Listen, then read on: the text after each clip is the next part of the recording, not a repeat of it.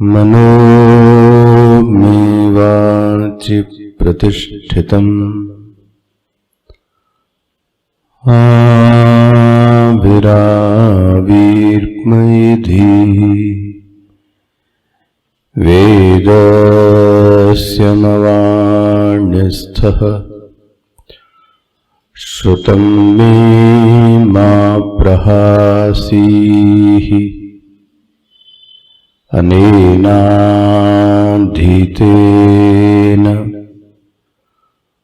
अहोरात्रान् सन्दधामि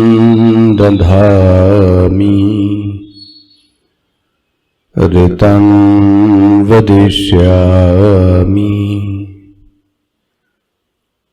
सत्यं वदिष्यामि तन्मामवतु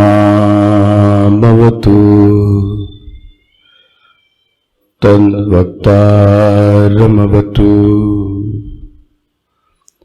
अवतु माम् अवतु वक्तारम् अवतु वक्तारम्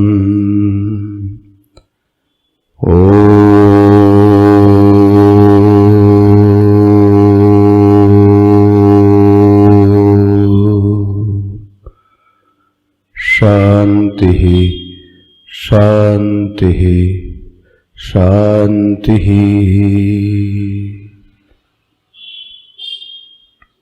सदाशिवसमारम्भाम् शङ्कराचार्यमध्यमाम् अस्मदाचार्यपर्यन्ताम् वन्दे गुरुपरम्पराम् शङ्करं शङ्कराचार्यम् केशवं वादरायणम् सूत्रभाष्यकृतौ वन्दे भगवन्तौ पुनः पुनः भगवन्तौ पुनः पुनः भगवन्तौ पुनः पुनः। ॐ सहना भवतु सहनौ भुनक्तु सह वीर्यं करवावहै तेजस्विनावधीतमस्तु मा विद्विषावहैः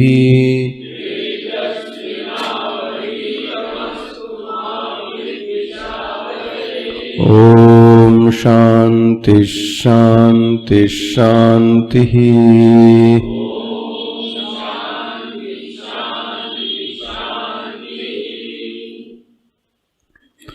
शतायुष पुत्रपौत्रान् वृणीष्व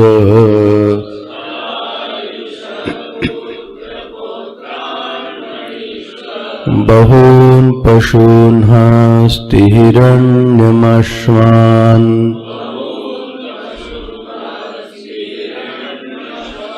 भूमे महदायतनं वृणीष्व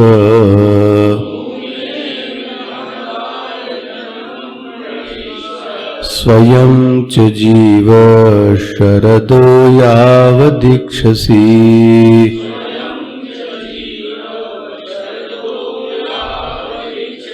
एतत्तुल्यं यदि मन्यसे वरम्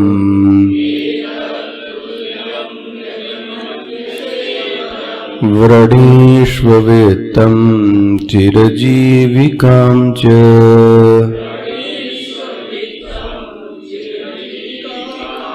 महाभूमौ नचिकेतस्त्वमेधि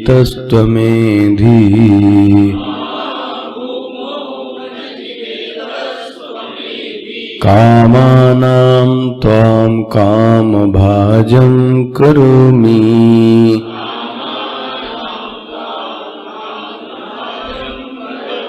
ये कामा दुर्लभा मर्त्यलोके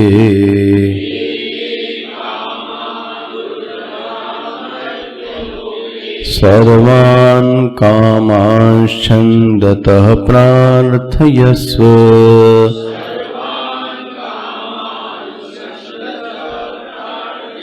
इमा रामा सरथा सतूर्या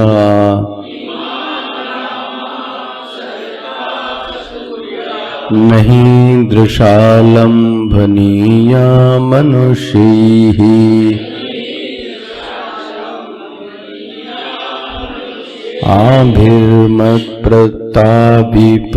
आभिर्मत्प्रताभिपरिचारयस्व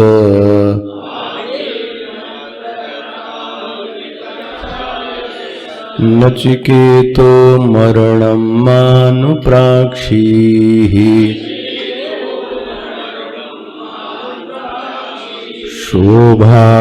शोभावमर्तस्य यदन्तकैतत्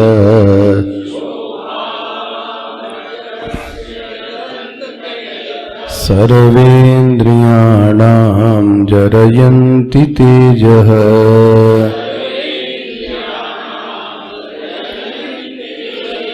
अपि सर्वं जीविते अल्पमेव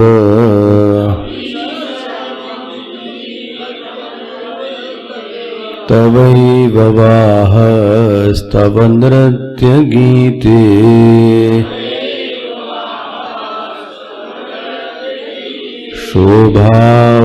शोभावमर्तस्य यदन्तकैतत्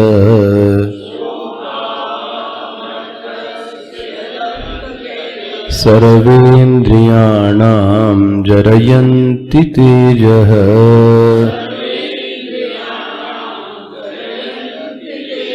अपि सर्वं जीवितमल्पमेव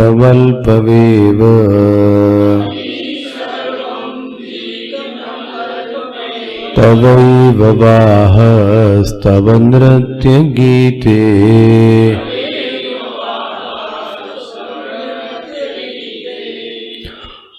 शोभावाः शोभविष्यन्ति न भविष्यन्ति वेति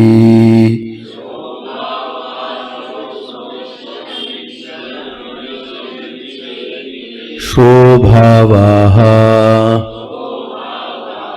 शोभविष्यन्ति न भविष्यन्ति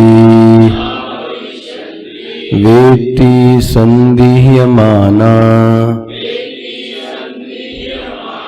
एव येषां भावो भवनं त्वयोपन्यस्तानाम्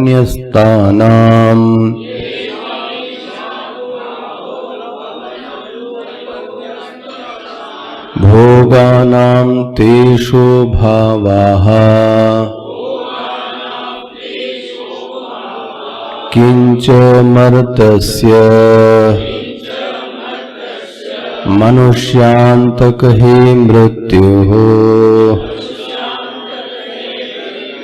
यद् एतत् सर्वेन्द्रियाणां तेजः जरयन्ति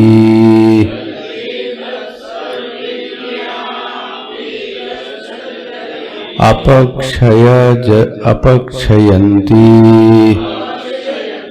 अप्सरः प्रभृतयो हि भोगा अनर्था ये वैते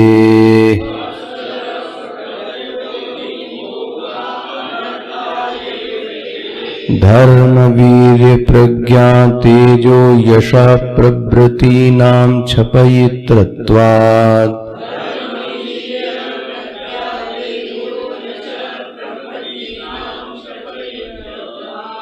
यां चापि दीर्घजीविकां त्वं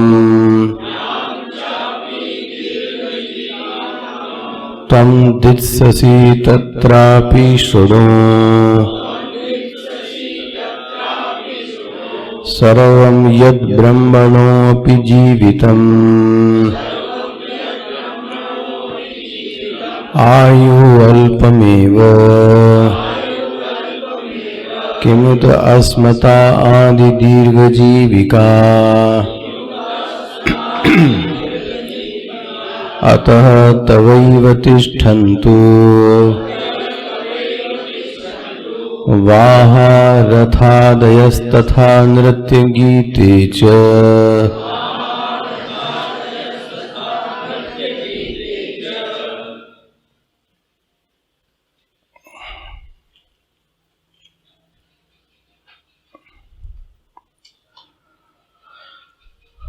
सो यमराज ने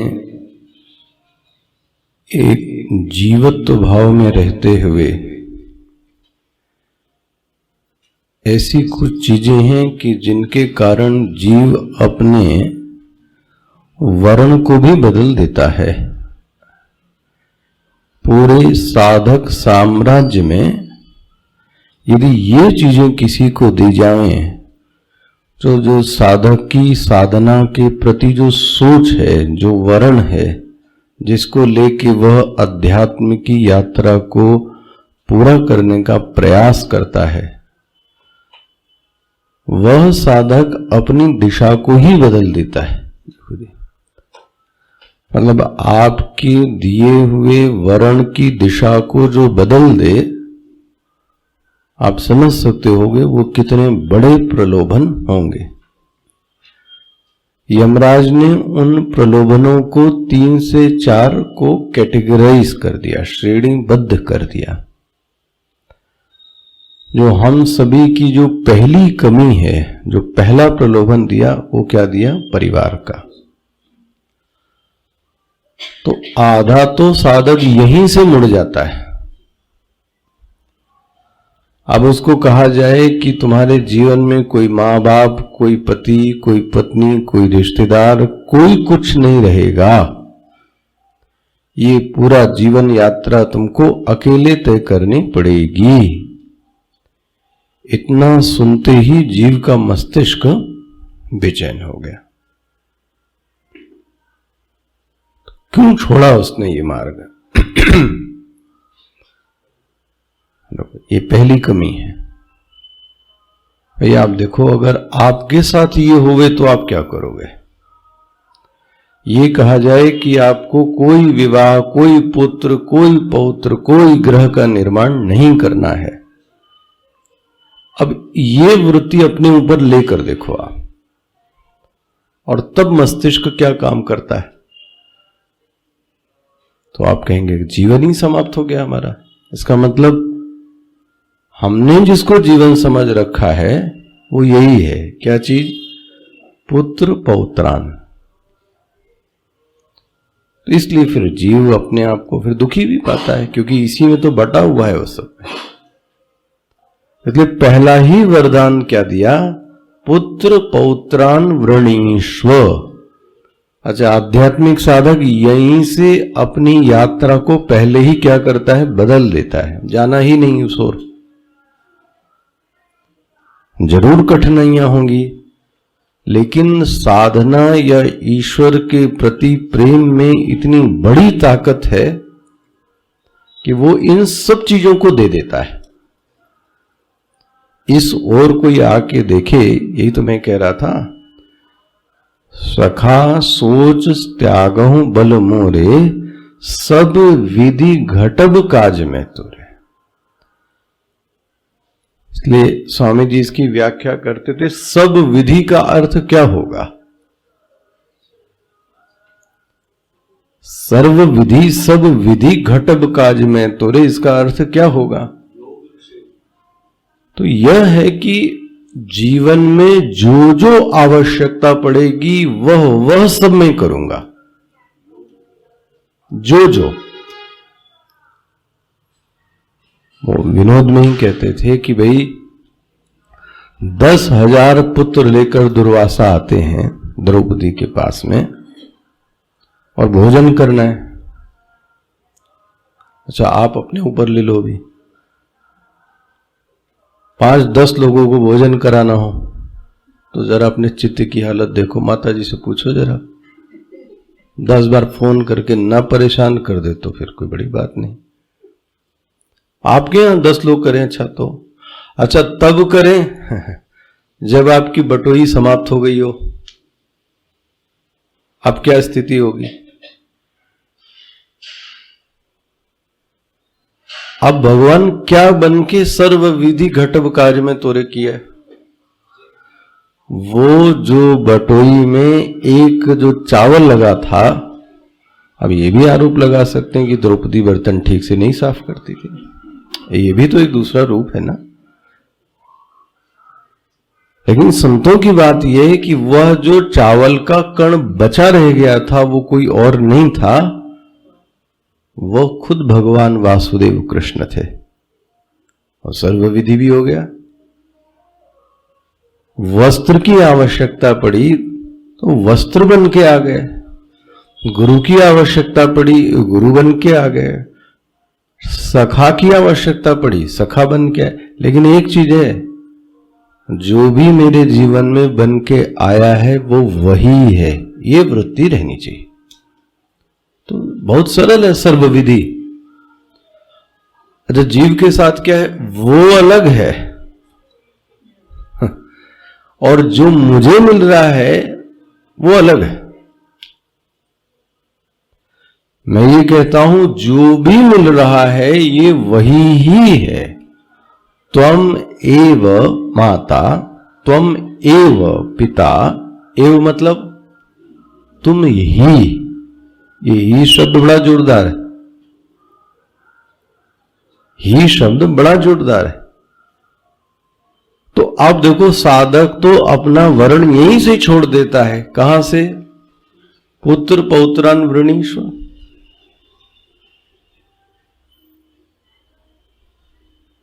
और एक आपको लाइट शेड में बात कहें, जो हम ही लोग जब स्वामी जी के पास जाते थे आप, तो हर आदमी कहता है कि हमारे क्षेत्र में एक स्वामी या ब्रह्मचर्य या ब्रह्मचारिणी दीजिए। तो उन्होंने विनोद में ये कहा कि इनको पैदा हम करते हैं कि आप करते हो? पैदा तो गृहस्थ आश्रम करता है।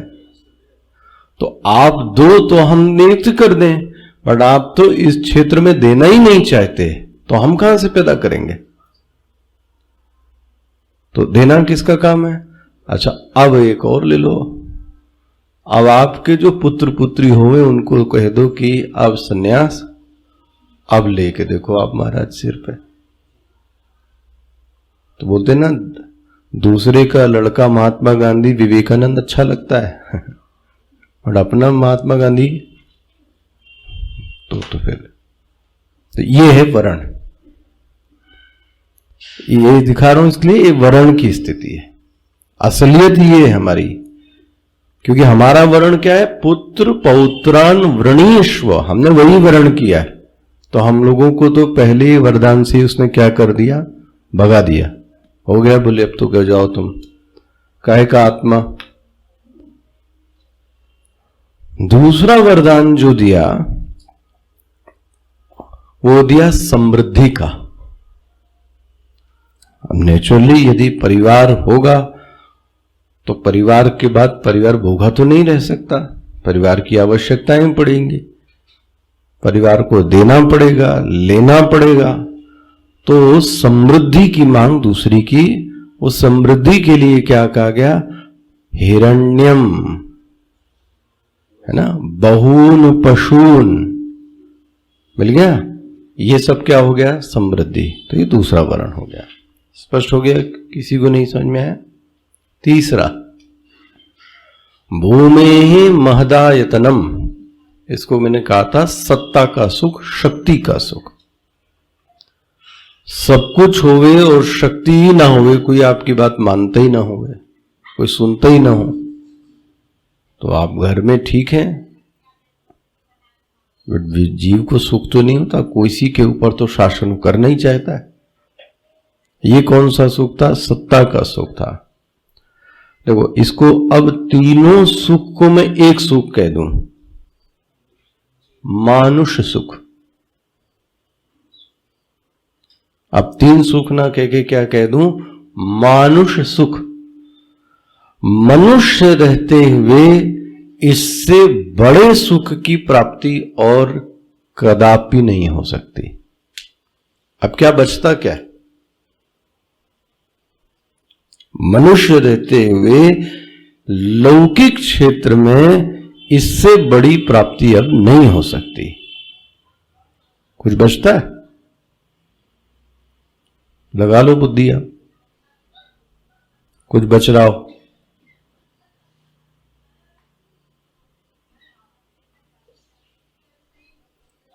क्यों सूजी, बचता है कुछ?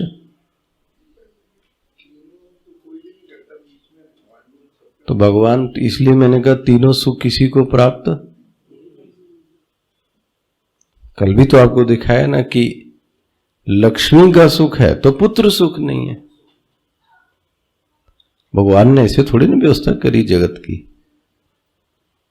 यही तीन हो सकते हैं, इससे ज्यादा नहीं है। इससे ज्यादा एक है, उसको यमराज कहता है न लंभनीया मनुष्यैहि मर्त्यलोके। एक सुख है जो मनुष्य को प्राप्त नहीं होता। वाह! बोले वो कौन सा है? बोले ये अप्सराएं। वाह! अब देखो, मानुष सुख से ऊपर उठ गया, क्योंकि उसको तो वरदान देना ही था। हे नचिकेता, ये जो वरदान है, न लंभनीया मनुष्यैहि मर्त्यलोके, बट तुम्हारे लिए प्रार्थयस्व, मैं तुमको देता हूं। पकड़ में आ गया ये कौन है भाई? इमाः रामाः सरथाः सतूर्याः।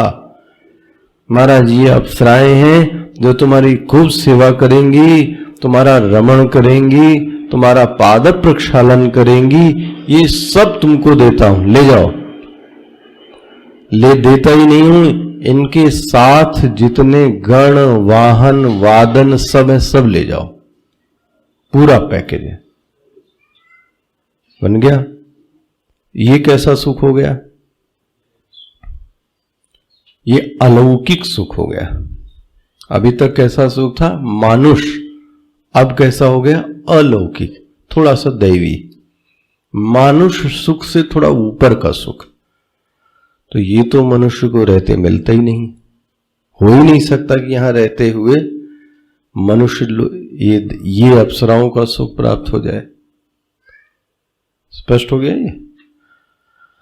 अच्छा भाई, और ये प्रकरण यहीं पे हुआ समाप्त। अब महाराज ऐसा कह लें कि नचिकेता ने मानुष और अमानुष, लौकिक अलौकिक सब सुखों पर एक टिप्पणी कर दी। बस देखो क्या कंक्लूड किया उसने। मानुष अमानुष लौकिक अलौकिक सब मिलाकर, या कह लें नचिकेता ने कह दी टिप्पणी, या कह दें श्रुति माता ने टिप्पणी कर दी। वेद भगवान टिप्पणी करते हैं, वो टिप्पणी बड़ी महत्वपूर्ण है। क्या है? क्या बोलते हैं? हे यमराज, तुमने जितने भी ये सब दिए हैं मुझे वरदान, ये 2 कौड़ी के ले। बोले ये क्यों 2 कौड़ी का बोला तुमने? बोलते हैं देखो मैं सुनाता हूं। ये देखो, ये नचिकेता है, क्या बोलता है? शोभावाह। बस इतना ही शब्द काफी। शोभावाह। अरे ये जो तुमने दिया है ये सब शोभावाह। देखो इसको ऐसा समझे, नचिकेता ने जो यह टिप्पणी की है, या ऐसा कह दें ये बेरुखी दिखाई है जो उसने, इस बेरुखी का कारण क्या है? ध्यान रखें, इस बेरुखी का कारण आवेश नहीं है। सावधानी से, हम कई बार जो चीज बोलते हैं प्रति उत्तर देते हैं, उत्तर नहीं, प्रति उत्तर देते हैं। उस प्रति उत्तर का कारण हमारा आवेश होता है। आवेश, आवेश मतलब, आवेश मतलब ये है कि मन और बुद्धि की असहमति, बिना सहमति लिए हुए वाक्यों को प्रकट करना, यह है आवेश। क्या बोला गया? मन और बुद्धि की सहमति नहीं ली, मन की भी नहीं है ना। ना, बोलना तो वाणी का कार्य है। मन भी आपको ये नहीं कहेगा कि गाली दो, अच्छे शब्द, मन की भी नहीं। एक जो दुष्ट वासना है ना, वो बोल रहा है। सुमन नहीं है ना, सुमन मतलब सुंदर मन, उसी को पुष्प कहते हैं। साधक के पास जो हृदय है वो कौन सा है? सुमना। यही तो पढ़ा आपने, शांत संकल्पाः सुमनाः। तो साधक के पास तो सुमन होता है, वहां तो गंध है ही नहीं। हम लोग जो टिप्पणी करते हैं, जो प्रति उत्तर देते हैं, उस प्रति उत्तर का कारण आवेश है। आवेश मतलब ये किसी की सहमति है। तो बोले फिर जो मुझे अच्छा लगता है, जो मेरी जबान में आता है, मैं वो बोलता हूं। ले, और हश्र ये होता है कि उसमें नुकसान किसका होता है? हमारा ही होता है। थोड़ी देर बाद समझ में आता है। क्या समझ में आया? बोले महाराज थोड़ा ज्यादा बोल गए। एक क्षण के लिए जो हमारी जीभ थी वो क्या हुई? फिसली, बन गया। इसको बोलते हैं आवेश। इसी में बहुत सारे हैं इसके तो टाइप। भावावेश, जिसको हम बड़ा अच्छा कहते हैं। भावावेश क्या था? भावावेश ये था कि मैं, अर्जुन ने बोला कि मैं भीख मांगकर जीवन जीऊंगा, लेकिन मैं युद्ध नहीं करूंगा। ये क्या था? पकड़ में आ रहा है? भगवान ने इसका क्या उत्तर दिया? कुतस्त्वा कश्मलम, कीचड़। वाह, वो भाव को क्या बोल रहे हैं पता है आपको? ये कीचड़, यही नहीं, सावधानी से, तुम नपुंसक हो। ले शाबाश। क्लैव्यम मास्मगमा, जिसको तुम भाव कह रहे हो, ये तुम्हारी नपुंसकता है। और उसकी यहां सीदंती मम गात्राणि मुखम च परिशुष्यति। ओहो, वो तो भाव में, ये भाव भी कोई अच्छी चीज नहीं है। बोले आप ऐसा कैसे कहते हैं?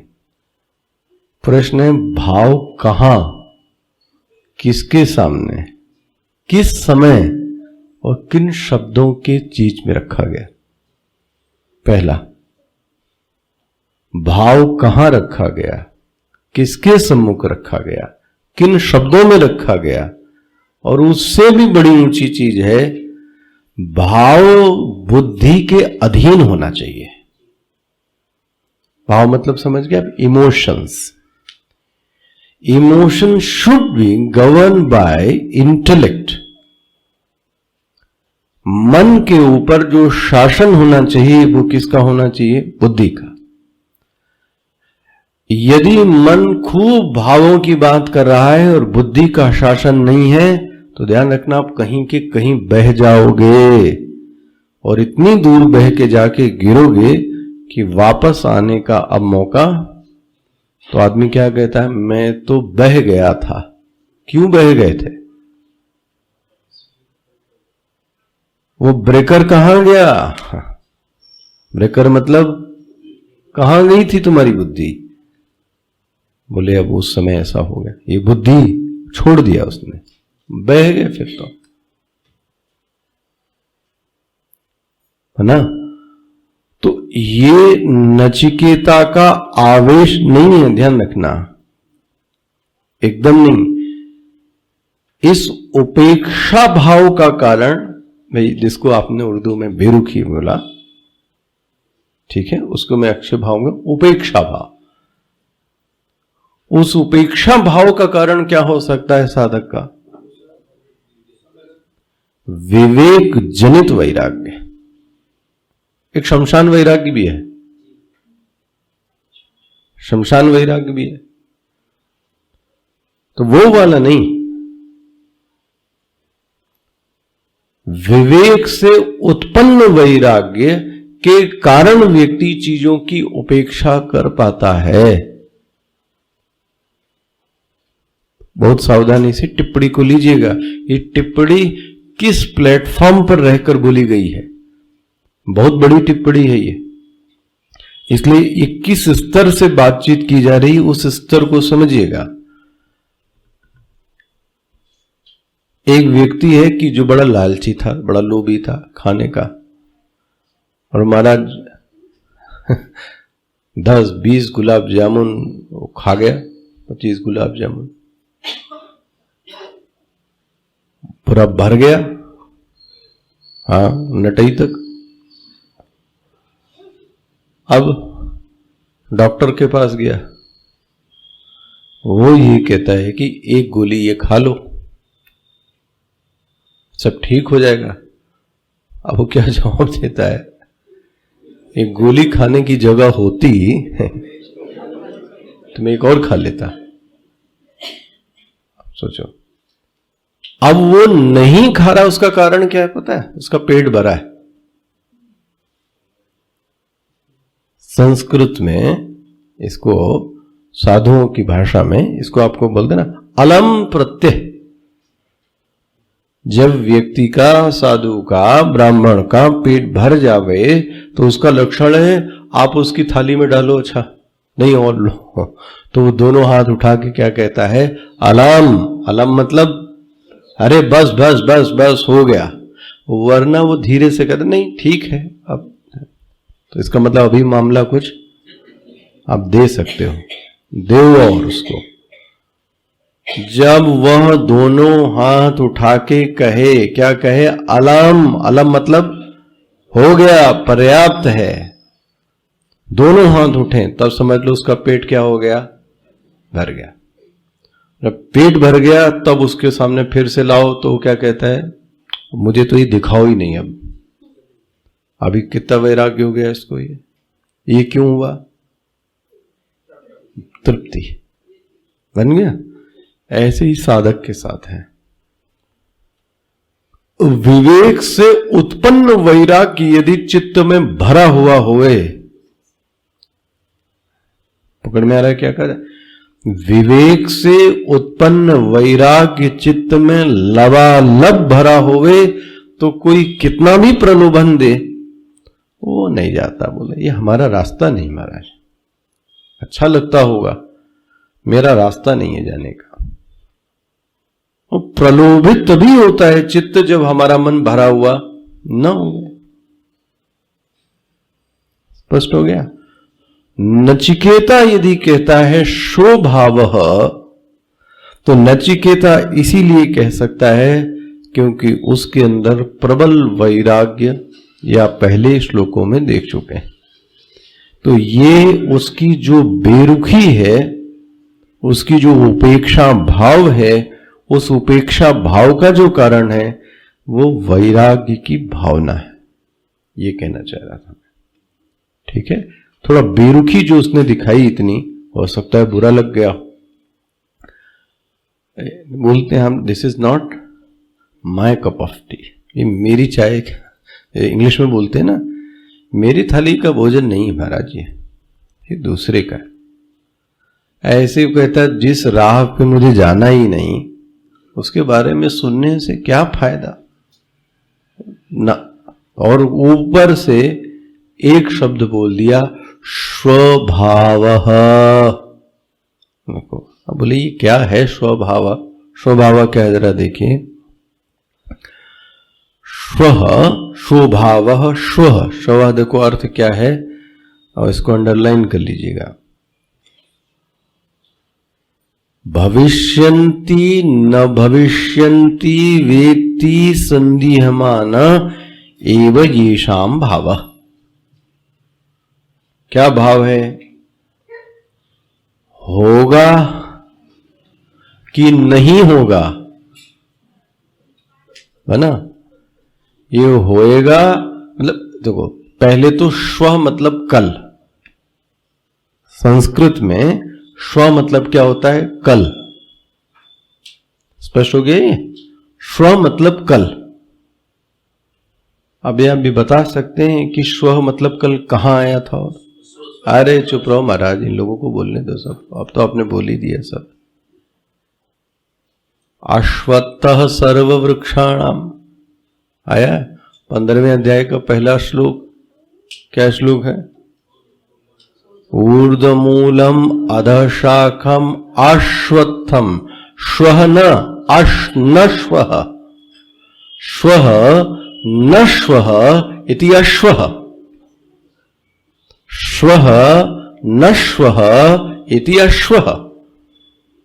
जो कल नहीं है उसी का नाम क्या है? अश्वत्थ। मिल गया? भाष्यकार क्या बोलते हैं शंकराचार्य जी? श्वः भविष्यन्ति न भविष्यन्ति, कल होएगा कि कल नहीं होएगा। हां, कल होगा कि नहीं होगा, मतलब कुछ भी कह नहीं सकते। मिल गया? उसमें भी संदेह रहता है सदैव। किसके ऊपर संदेह रहता है? कल के ऊपर। अभी आपको दिखाता हूं। ये कल शब्द ही संदेहवाची है। जो कल शब्द है वो संदेहवाची शब्द है।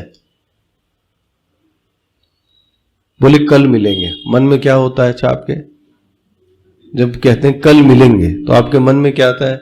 सच बताओ आप।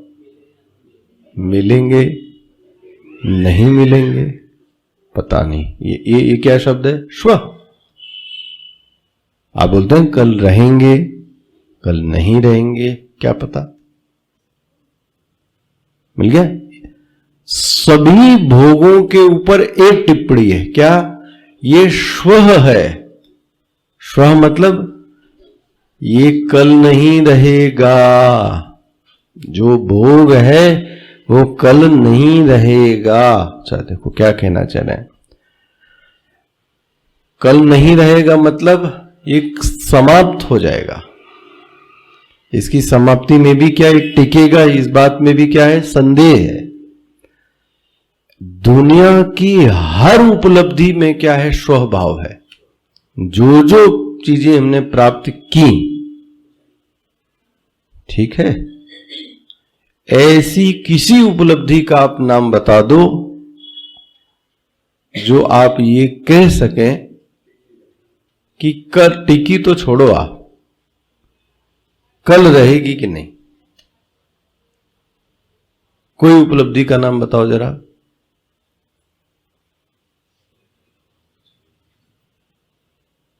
बड़ा सरल प्रश्न है। अरे महाराज वो तो छोड़ो, उपलब्धि बताओ अभी।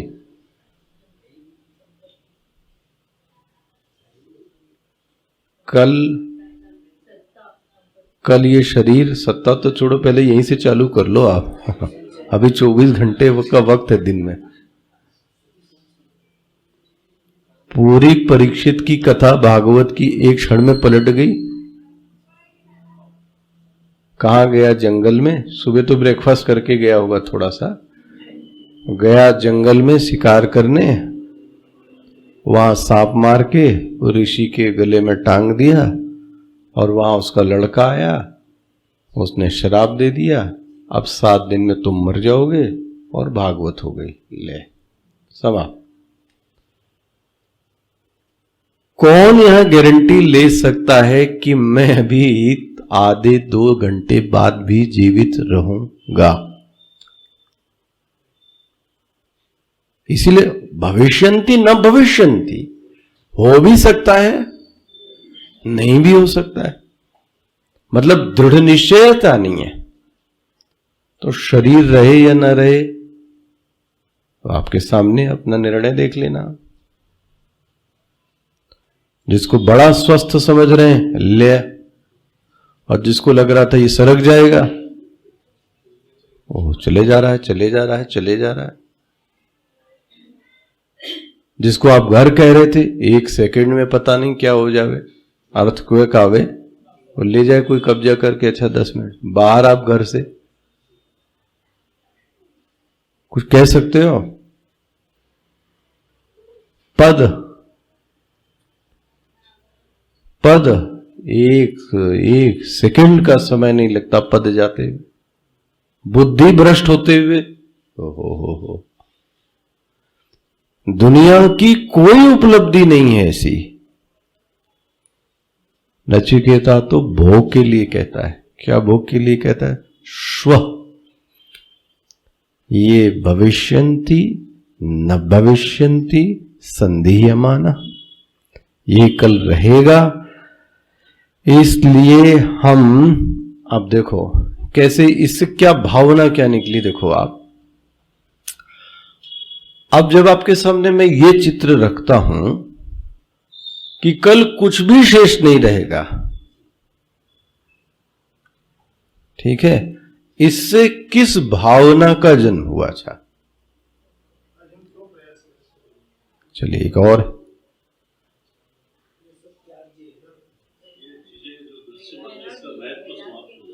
वैराग्य वैराग्य नहीं होता महाराज, इसको बोलते हैं भय की भावना। जब ये कॉन्सेप्ट मन में आता है तो क्या आता है? भय। भय मतलब क्या हो गया? क्या होएगा, बन गया। हाँ, डर, कल क्या होएगा।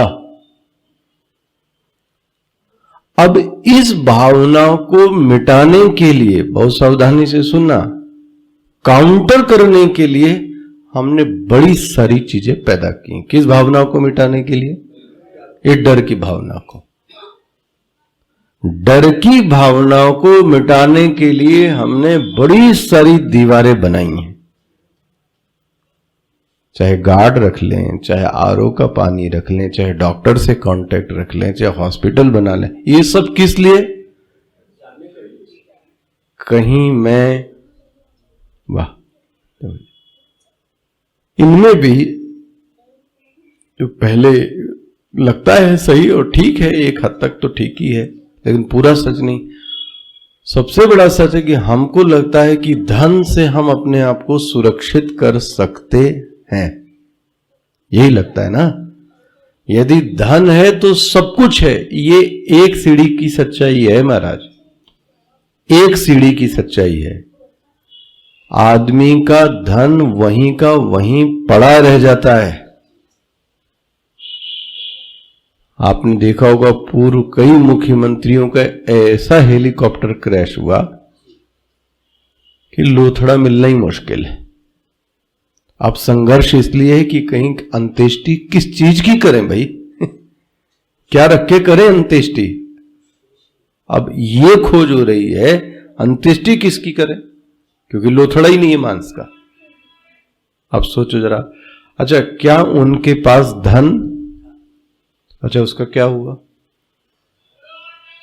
सुरक्षित, और जिसका मालिक था वो गायब हो गया। ये आसान तो नहीं है जाना, लेकिन हमको बार बार चित्त में क्या लगता है?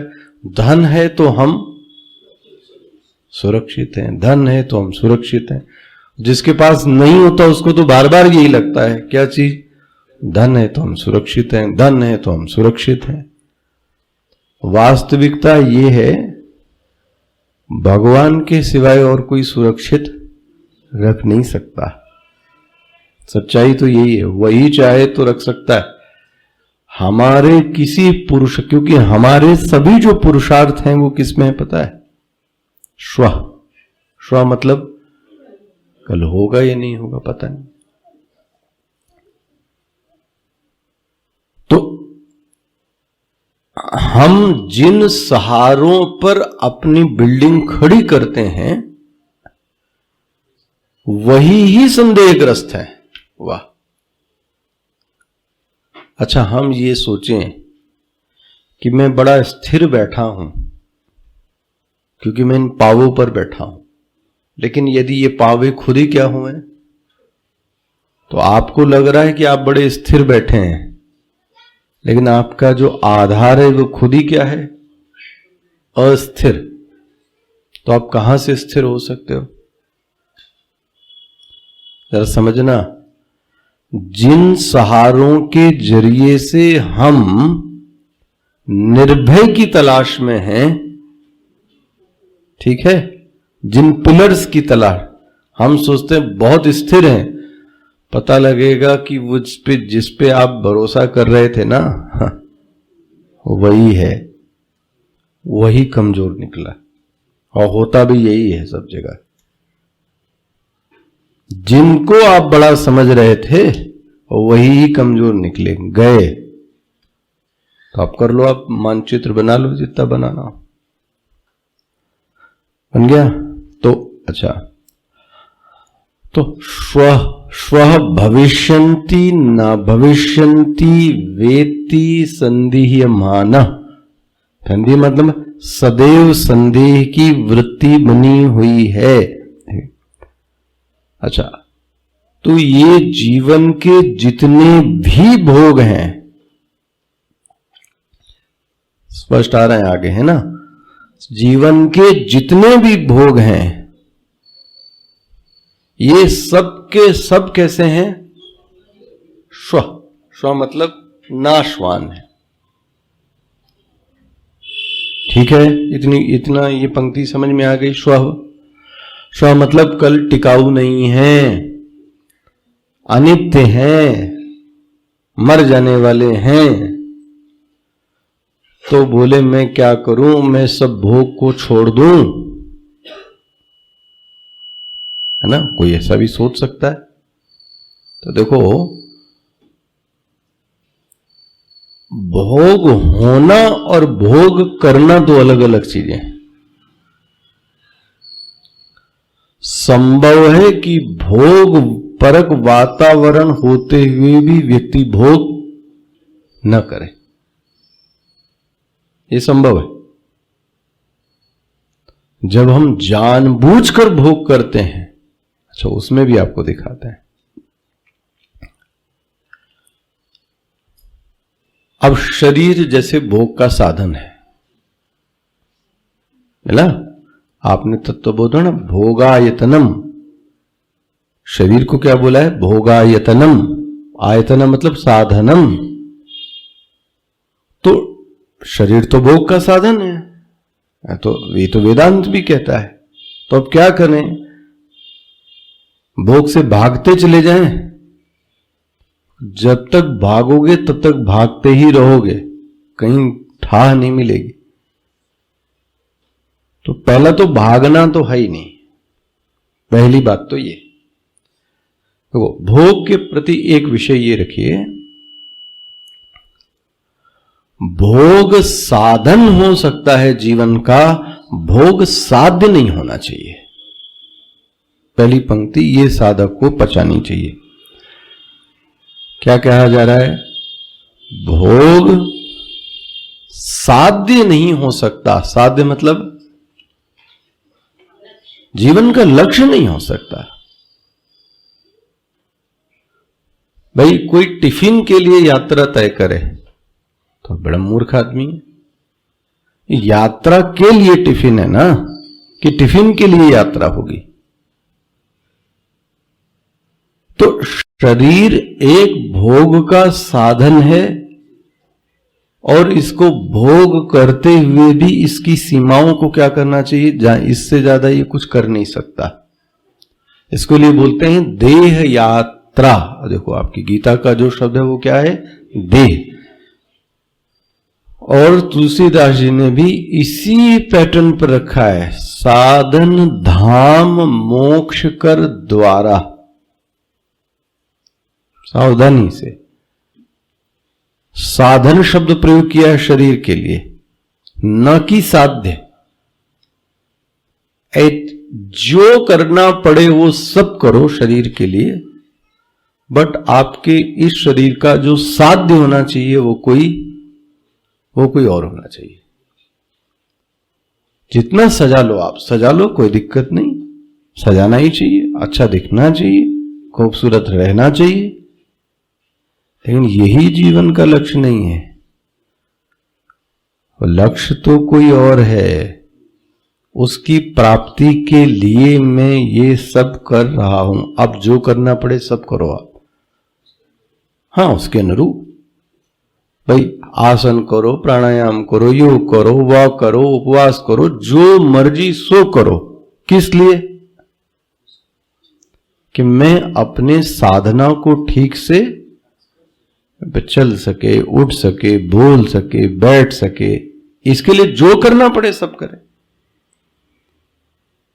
तो ये पंक्ति दिमाग में रखनी है। हमको जिस लिए करना है उसका कारण है शरीर को भोग का साधन। किस लिए? किस लिए? मोक्ष की प्राप्ति के लिए।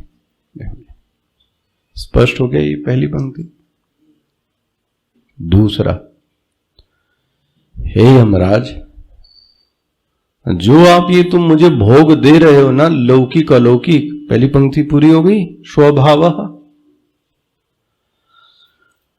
हे यमराज सुनो भोग के बारे में। ये जो भी व्यक्ति भोग करता है, सर्वेन्द्रियाणाम जरयन्ति तेजः। वाह! ये व्यक्ति के तेज को हर लेता है। कौन? भोग। ना, इस शरीर में इंद्रियां, मन, बुद्धि सबका दिखाएंगे आपको धीरे धीरे। सब में तेज विराजमान है। वाणी का तेज अलग है, मन का तेज अलग है, शरीर का तेज अलग है, आंख का तेज अलग है, सब में तेज विराजमान है। जब भी शरीर स्वस्थ होगा तो स्वस्थ शरीर में तेज होता है। पहली तो निशानी यह है। रोगग्रस्त शरीर में तेज नहीं हो सकता। ठीक हो गया? जो स्वस्थ शरीर है उसमें तेज होगा ही होगा। तो बुद्धि में तेज होगा तो मन में बल होगा। किसके? जो भोग नहीं करता है। मतलब जो जीवन ही पूरा भोग में लगा दिया। भोग मतलब क्या समझे हम? देख रहा है तो देख ही रहा है, खा रहा है तो खा ही रहा है, बोल रहा है तो बोले ही जा रहा है, बक बक बक बक बक बक बक बक बक। ये आपको मैंने बहुत ज्यादा बोलने का दुष्परिणाम 2 और 3 है। पहली, आपकी वाणी में जो तेज था वो गायब हो जाएगा। बोले गायब हो गया मतलब क्या है? वाणी प्रभावशाली नहीं बनती है। कब? जब आप बहुत बोलते हो। और आपको ध्यान रखना, खुद आपको भी अनुभव होता होगा, जब आप व्यवहार में ज्यादा बोल जाते हो तो अंदर से क्या आवाज आती है? ज्यादा बोल रहा हूं, थक रहा हूं, अब सच नहीं बोल रहा हूं, अब झूठ बोल रहा हूं। ये कब पता लगता है? जब आप क्या बोलते हो? ज्यादा बक बक बक बक बक बक बक। तो ज्यादा जो बोलेगा वो झूठ ही बोलता है। दूसरा, उसकी वाणी में तेज रह नहीं जाता है। तेज कहां से रहेगा? वो तो बाप ने सब तो निगल दिया। तो ये तो मैं एक दिखा रहा हूं। इसको कभी कभी बोलते हैं चर्म दीप्ति ही। एक मन की दीप्ति है, एक शरीर की दीप्ति मतलब चमक, प्रकाश। उसका लेना देना वृद्ध और जवानी से नहीं है, याद रख लेना। मैं आपको दिखाता हूं तेज, बुढ़ापे का तेज दिखा रहा हूं आपको। अच्छा, हाँ, वो तो मैं और भी अच्छे महापुरुष को दिखा रहा हूं कि जब महात्मा गांधी का वेश परिवेश क्या था? एक धोती, एक खड़ाऊं, एक डंडा, यही वेश था। जिसको बोलते थे अधनंगा फकीर। अच्छा, जब वो विदेश गए तो वहां के प्राइम मिनिस्टर, जो सो कॉल्ड, जो सबसे बड़ा वहां देश का था, उसने संसद में ये पास किया कि जब ये आएगा तो कोई भी उठ के खड़ा नहीं होएगा। ये भारत के लोगों ने जबरदस्ती महिमा मंडित कर रखा है, ये फकीर है, अधनंगा फकीर है। उनकी संसद ने पारित किया, जब वो आएंगे संबोधित करने तो कोई भी यहां पे खड़ा, ठीक है, देश उसका, संविधान उसका। और जैसे ही महात्मा गांधी एंट्री करते हैं तो जिसने ये प्रस्ताव पारित किया था वो खुद खड़ा हो गया। और जब वो खड़ा हुआ तो फिर किसके कारण हुआ? ये पकड़ में आ रहा है आपको? ये कौन सा तेज होगा? ये अंदर का तेज है। जिसने जीवन ऐसा जिया होगा उसके शरीर में अपने ही मन का एक अलग तेज है। नास्तिक से नास्तिक व्यक्ति भी उसको मानेगा, नास्तिक भी हो सकता है, गंदा भी व्यक्ति हो, वो भी कहेगा ठीक भाई, भले कुछ न कर पाए लेकिन मन से तो वो डरेगा। किसके कारण? तेज के कारण। ये दिखाना चाह रहा हूं। ये तेज कहां से आया? ये भोग से आया होगा, तपस्या से आया होगा। यही चीज नचिकेता कहता है सर्वेंद्रियाणाम। अच्छा, एक इंद्रिय नहीं, इस पे भी बात करेंगे, सभी इंद्रियों की बात करेंगे। सर्वेंद्रियाणाम जरयंति तेजः। भोग करने वाला व्यक्ति की प्रत्येक इंद्रियों का जो एक तेज भगवान ने दिया है वह तेज गायब हो जाता है। हम तो इसको ऐसे कहते हैं कि कान में बड़ा लगा के सुनो आप, ईयरफोन। मैं तो यही युवकों को समझाता हूं, कान में लगा के सुनो, थोड़े ही समय बाद आपको समझ में आएगा कि कान की सुनने की जो शक्ति थी वो क्या हो गई, ले, और दी थी शक्ति आपने भोग करके वो सब शक्ति क्या कर दी, नाश कर दी। जियो बढ़िया आराम से।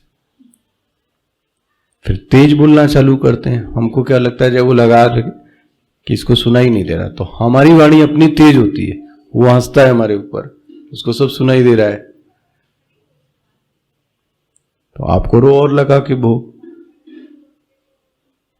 उतना ही जितना साध्य के लिए जरूरी हो, बस बस, इससे ज्यादा नहीं। हो गया।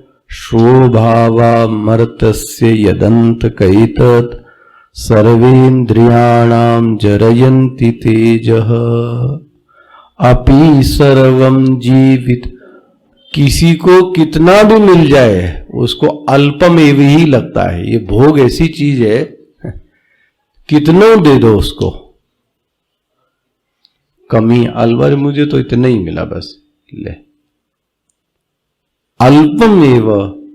वो कहता महाराज हे मृत्यु, मेरे ऊपर कृपा करो और अपनी ये घोड़ा गाड़ी मोटर जो है, क्या कहता है ये वाहन जो भेजे ना अपने, सरथा, वो किताब रख ली माता जी ने अंदर, जाओ आप दे।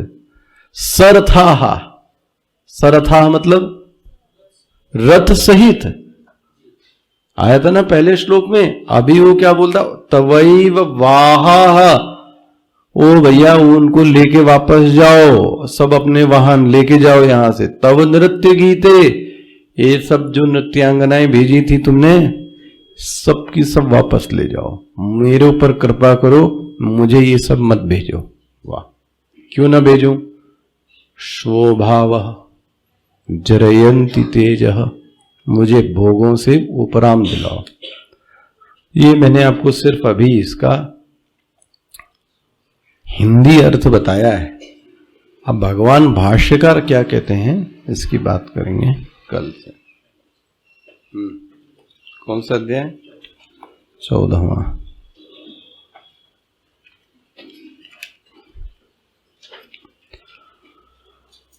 ओम श्री परमात्मने नमः। अथ चतुर्दशोऽध्यायः। श्री भगवानुवाच परं भूय प्रवक्ष्यामि ज्ञानानां ज्ञानमुत्तमं यज्ञात्वा मुनयः सर्वे परां सिद्धिमितो गता इदं ज्ञानमुपाश्रित्य मम साधर्म्यमागता सर्गेऽपि नोपजायन्ते प्रलये न व्यतन्ति च मम योनिर्महद्ब्रह्म तस्मिन् गर्भं ददाम्यहं सम्भवः सर्वभूतानां ततो भवति भारत